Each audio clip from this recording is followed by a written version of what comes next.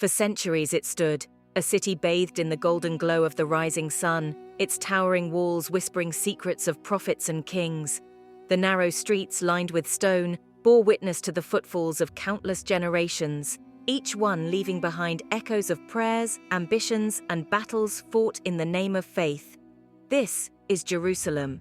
Jerusalem was not just a city, it was a symbol, a beacon that called to the hearts of Jews, Christians, and Muslims alike.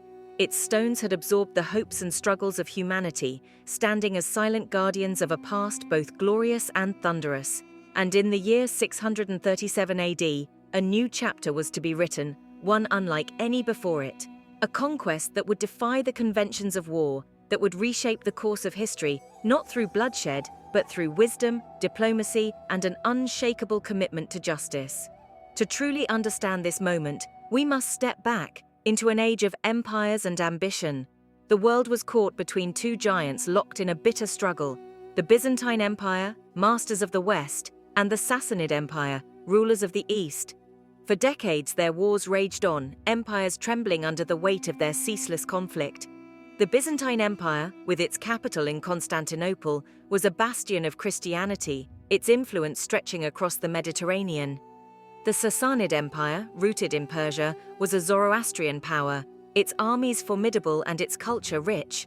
Their rivalry was not merely territorial, it was ideological, a clash of civilizations that left the lands between them ravaged and weary.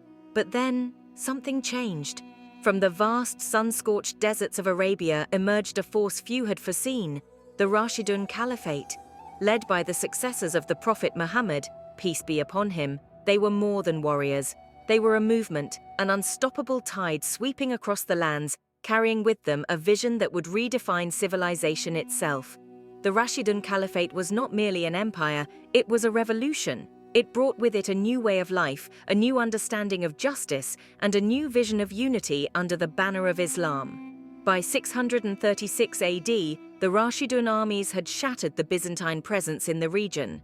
The decisive Battle of Yarmouk had turned the tide irrevocably, and now only one prize remained: the radiant, sacred heart of the Holy Land, Jerusalem. The city stood resilient, but outside its mighty walls, the Muslim forces, led by the legendary Abu Ubaidah ibn al-Jarrah, waited.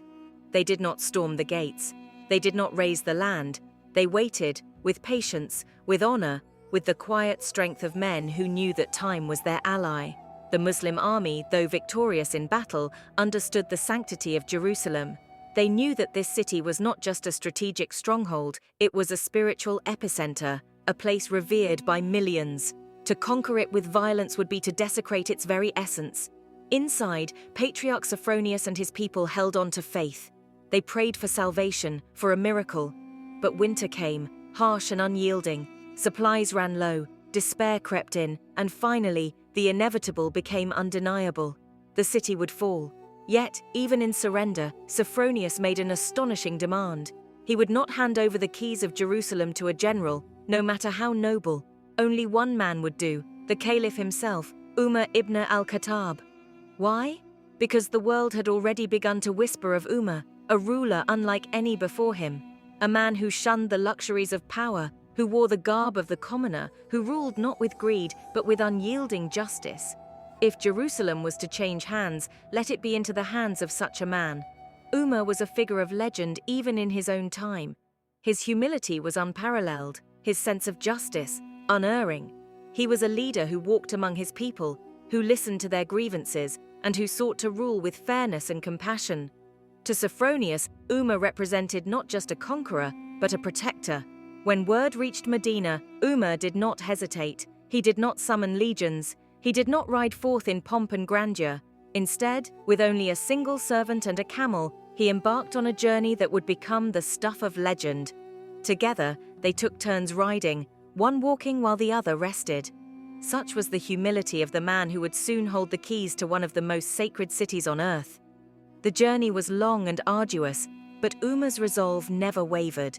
He was not merely traveling to accept the surrender of a city, he was traveling to fulfill a promise of peace, of coexistence, of justice. Imagine the sight: a ruler traversing hundreds of miles, braving the scorching sun and biting winds, not for conquest, not for spoils, but to honor a promise of peace. What kind of leader does such a thing? What kind of man chooses humility over power, service over dominance? Umar's journey was a testament to his character, a living example of the principles he espoused. It was a journey that would be remembered for centuries, a journey that would define not just his legacy, but the legacy of an entire civilization. As Umar approached the city, its people watched in stunned silence. Here stood the leader of a thriving empire, yet he bore no crown, no armor, no display of force. His robes were simple, his demeanor calm, his presence commanding not through fear, but through sheer integrity. On that day, history bore witness to true greatness. The people of Jerusalem, who had braced themselves for the worst, were met not with the brutality of conquest, but with the dignity of a leader who understood the weight of his responsibility. Patriarch Sophronius met him, face to face, and in that moment he saw what others had only heard, a leader of faith, of principle, of humility. Without hesitation, the keys of Jerusalem were placed into his hands. But this was not an act of defeat, it was a gesture of trust. Sophronius, a man of deep faith and wisdom, recognized in Umar a kindred spirit, a man who valued the sanctity of Jerusalem as much as he did. In Umar, he saw not just a conqueror, but a protector. And Umar, he did not gloat. He did not claim victory in arrogance. Instead, he made a promise that would be etched into the fabric of time called the Covenant of Umar. In the name of Allah, the most merciful, the most compassionate, this is the assurance of safety given by the servant of Allah, Umar, the commander of the faithful, to the people of Jerusalem. Their lives, their property, their churches, their crosses, and their entire faith shall be safeguarded. They shall not be harmed, nor shall they be forced from their beliefs. With those words, a new era began.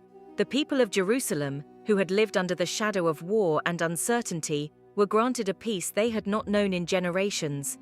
Umar's promise was not just a political gesture, it was a moral commitment. It was a promise that would be upheld not just by him, but by the generations that followed. One of the most poignant moments came when Umar was invited to pray inside the Church of the Holy Sepulchre, the holiest site in Christianity. Yet he declined, not out of disrespect, but out of foresight. He feared that future rulers might misuse his prayer as a pretext to seize the church for Islam. So instead he prayed outside, ensuring the sanctity of the site for Christians forever. This act of humility and respect was a defining moment in the history of Jerusalem. It was a moment that demonstrated the true spirit of Islam, a spirit of coexistence, of respect for all faiths, of unity in diversity. How many conquerors have shown such restraint? How many victors have chosen wisdom over domination? Umar's actions were a stark contrast to the brutality that had so often characterized the conquests of history. He was a leader who understood that true victory was not achieved through force, but through justice, through compassion, through respect for the dignity of all people.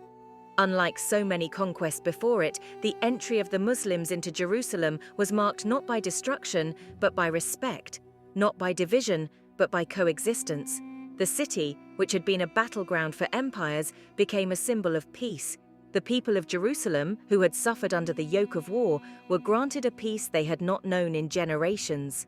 The Muslim rulers, true to Umar's promise, protected the rights of all citizens, regardless of their faith.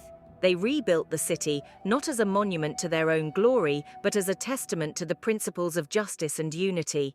The conquest of Jerusalem in 637 AD was more than a military victory. It was a triumph of principle, of diplomacy, of justice. And its legacy echoes across time, reminding us that even in the most contested of places, peace is possible. It is a legacy that challenges us to look beyond the divisions of our own time, to seek the common ground that unites us all.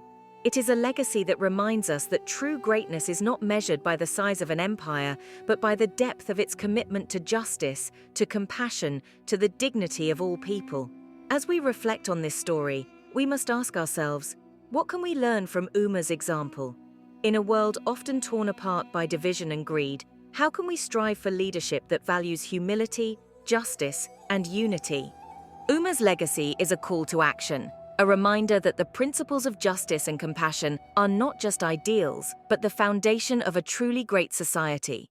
It is a call to remember that true leadership is not about power, but about service, not about domination, but about respect for the dignity of all people. History is too often written in blood, but on this rare occasion, it was written with wisdom. And that is why the conquest of Jerusalem remains one of the most extraordinary events of all time. It is a story that challenges us to rethink our understanding of history, to see beyond the battles and the bloodshed, to recognize the moments of wisdom, of compassion, of justice that have shaped our world. It is a story that reminds us that even in the darkest of times, there is hope for a better future. This story isn't just a glimpse into history, it's a revelation, a chance to see the threads that connect our past, present, and future in ways you've never imagined.